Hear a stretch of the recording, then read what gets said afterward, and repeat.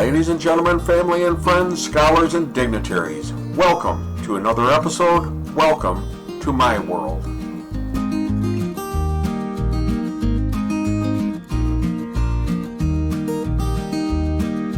So, families matter. In fact, most people would do anything to spare their family any pain or hurt.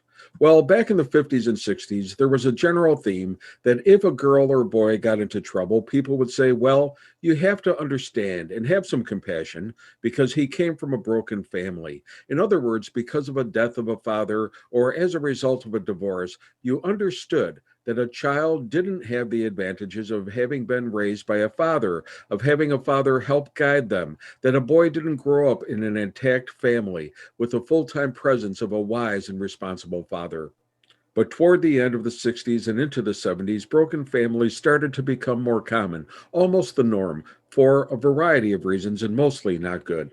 And the trajectory of their children started to change as well. Of course, not in every situation. In fact, there are many, many children who actually blossomed and grew to be very responsible, mature, and productive adults. You would hear people who might say, quote, we grew up without a father, so it was up to me to be the responsible one and help my mother by getting a job or doing the household chores or taking care of my brothers and sisters. And these children grew up conscious of their roles and responsibilities to their own families and to society at large. Of course, many grew up responsible and many grew up overly responsible, even perfectionistic, even obsessive, and some with nervous disorders. But I remember specifically the psychologist jumping onto this, saying that divorce doesn't matter, that children grow up just as healthy and mature and responsible in a broken family as much as in a stable, intact primary family. And they were proud of this interpretation, almost to the point of saying, hey, you don't even need an intact family today. And I thought, that's not right. At least, that hasn't been my observations. So now we've had almost 50 years to study this phenomena. And do you know what we found? Juveniles who get into trouble have early onset sex, have babies very young, get into alcohol and drugs, experience academic underachievement and dropping out of school, and go to jail and prison. Mostly people can accept this, but these children mostly came from fatherless homes. 71% of high school dropouts and teen mothers came from fatherless homes. 85% of all children who show behavioral disorders come from fatherless homes. 85% of youth who go to prison are from fatherless homes.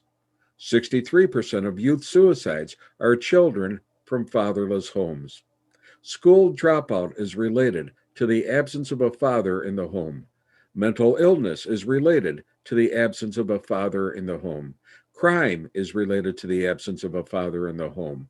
The standard of living and quality of life is lower in a fatherless home. Depression, anxiety, alcohol and drug use, sexual promiscuity. The lack of a father seems to have very serious detrimental effects on children in so many different areas, even well into their adult years. Stable families with married couples give us strength and increased opportunity for success and a higher quality of life.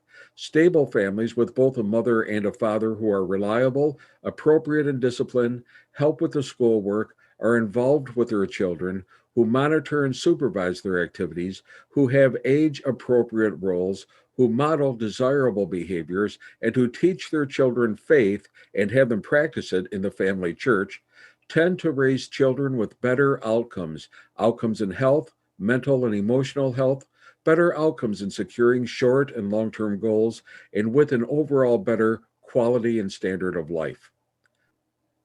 Fatherless homes tend to live in poverty, see significantly higher rates of drug abuse by youth, have higher rates of behavioral problems, higher rates of suicide, show more aggressive behavior, show higher rates of delinquency and teen violence, and are more likely to have early onset sex and out of wedlock pregnancy and experience rape and sexual assault and child abuse and maltreatment.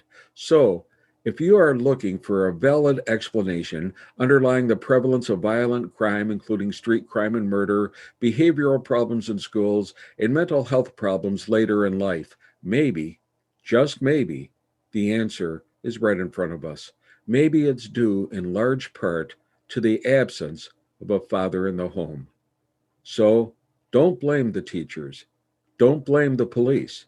Don't blame the doctors or mental health professionals. Don't blame it on racism. And don't blame the mothers.